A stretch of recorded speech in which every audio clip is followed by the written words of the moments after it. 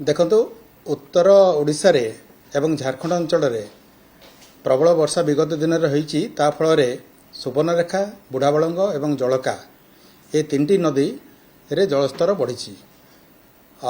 ଆପଣମାନେ ଜାଣିଛନ୍ତି ଆମେ ସୁବର୍ଣ୍ଣରେଖାର ଜଳସ୍ତର ମାପୁ ରାଜଘାଟଠାରେ, ଯେଉଁଠିକି ଆମର ସତର୍କ ସଂକେତ ହେଲା 9.45 ମିଟରରେ ଏବଂ ବିପଦ ସଂକେତ ହେଲା 10.36 ମିଟରରେ।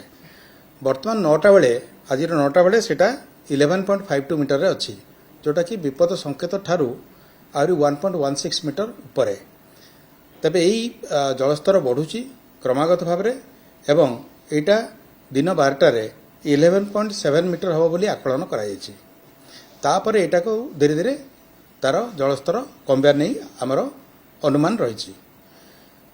ତେବେ ଏଥିରେ ଆଉ ଗୋଟେ ଜିନିଷ କହୁଛି ଯେ ଯେହେତୁ IMDର ଫୋରକାଷ୍ଟ ଅଛି ମୟୂରଭଞ୍ଜ ଡିଷ୍ଟ୍ରିକ୍ଟରେ ଆଉ ଝାରଖଣ୍ଡ ଯେଉଁ ଚାନ୍ଦିଲୀର ଜଳ ସଂଗ୍ରହଣ କ୍ଷେତ୍ର କ୍ୟାଚମେଣ୍ଟ ଏରିଆ ଯେଉଁଟା ଆମେ କହୁଛୁ, ସେଠି ରେଡ୍ ୱାର୍ଣ୍ଣିଂ ଅଛି ଫର୍ ଦି ନେକ୍ସଟ 2 days, 2 ଦିନ ପାଇଁ ଅଛି। ସେଠି ଯଦି ଯେଉଁ ବର୍ଷାଟା ହୁଏ ତାହେଲେ ସେ ଅନୁସାରେ ଯଦି ଜଳସ୍ତର ବଢ଼ିଲା ଚାନ୍ଦିଲ ଡ୍ୟାମ୍ରୁ, ସେଇଟା ସେମାନେ ନିଷ୍କାସନ କରିବେ ଏବଂ କେତେ ନିଷ୍କାସନ କରିବେ ତା ଉପରେ ପରବର୍ତ୍ତୀ ସମୟରେ ଆମର ସୁବର୍ଣ୍ଣରେଖାରେ କେତେ ଜଳସ୍ତର ରହିବ ସେଟାକୁ ଆକଳନ କରାଯିବ। ଆଉ ଯଦି ଆମେ କହିବା ବୁଢ଼ାବଳଙ୍ଗର ସ୍ଥିତି, ବୁଢ଼ାବଳଙ୍ଗର ଆମର ଗୋବିନ୍ଦପୁର NH5ରେ ଯେଉଁଟା ଅଛି ସେଠି ଆମର ଆମେ ଜଳସ୍ତର ମାପୁ। ସେଇଠି ଆମର ଯେଉଁ ଡେଞ୍ଜର ଲେଭେଲଟା ହେଉଛି 8.13 ମିଟର, କିନ୍ତୁ ବର୍ତ୍ତମାନ 9ଟା ବେଳେ, ଆଜି 9ଟା ବେଳେ 7.20 ମିଟର ଅଛି ଏବଂ କ୍ରମାଗତ ଭାବରେ ଜଳସ୍ତର କମୁଛି। ତେଣୁ ସେଠି ଆମର ଆଗାମୀ ଦିନରେ ଯଦି ବର୍ଷା ନ ହୁଏ ସେ ଜଳସ୍ତର ଆହୁରି କମିଯିବ।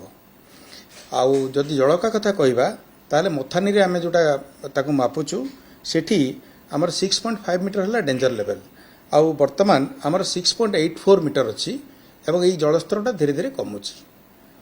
ତେଣୁ ବାଲେଶ୍ୱରରେ ଆମର ଜଣେ ଏଇ ଯେଉଁ ବନ୍ୟା ପରିସ୍ଥିତି ସୃଷ୍ଟି ହୋଇଛି ସେଥିପାଇଁ ଆମର ଜଣେ ସର୍ବୋଚ୍ଚ ଯନ୍ତ୍ରୀ ଏବଂ ଜଣେ ମୁଖ୍ୟ ଯନ୍ତ୍ରୀ ସେଠୁ ଯାଇଛନ୍ତି। ସେଠିକାର ଯେ ମୁଖ୍ୟ ଯନ୍ତ୍ରୀ ଅଛନ୍ତି ପ୍ଲସ୍ ଅଧୀକ୍ଷଣ ଯନ୍ତ୍ରୀମାନେ ଅଛନ୍ତି ଏବଂ ଅତିରିକ୍ତ ମୁଖ୍ୟ ଯନ୍ତ୍ରୀମାନେ ଅଛନ୍ତି, ସେମାନେ ସବୁ କ୍ଷେତ୍ର ପରିଦର୍ଶନରେ ଅଛନ୍ତି ଏବଂ ସବୁ ତୁହାକୁ ତୁହା ସେମାନେ ଏସବୁ ମାନେ କେମିତି ତାକୁ ଫ୍ଲଡ୍ ମ୍ୟାନେଜମେଣ୍ଟ କରାଯିବ ତା ଉପରେ ବୈଠକ କରୁଛନ୍ତି। ଜିଲ୍ଲା ପ୍ରଶାସନକୁ ସଜାଗ କରାଯାଇଛି, କ୍ଷେତ୍ର ଅଧିକାରୀମାନେ କ୍ଷେତ୍ରରେ ବୁଲୁଛନ୍ତି ଏବଂ ସବୁ ପ୍ରକାର ସମ୍ଭାବ୍ୟ ପରିସ୍ଥିତି ପାଇଁ ମୁକାବିଲା ପାଇଁ ପ୍ରସ୍ତୁତ ଅଛନ୍ତି। ଆମେ କହିପାରିବା ଆଗାମୀ 24 ଘଣ୍ଟା ୟା ପାଇଁ ବହୁତ ଗୁରୁତ୍ୱପୂର୍ଣ୍ଣ ଏବଂ ତାପରେ ବର୍ଷା ଉପରେ ନିର୍ଭର କରିବ ଯେ ସେଟା କେତେ କେଉଁ ବାଟରେ ଯିବ, ତାହେଲେ ଜଳସ୍ତରଟା କମିବ ବଢ଼ିବ କ'ଣ ହେବ ସେଇଟା ନିହାତି ଭାବରେ ତା ଉପରେ ନିର୍ଭର କରିବ, ଯେଉଁଟା ଆମର ରେଡ୍ ୱାର୍ଣ୍ଣିଂ ଅଛି IMDର ଫୋରକାଷ୍ଟ ଅଛି।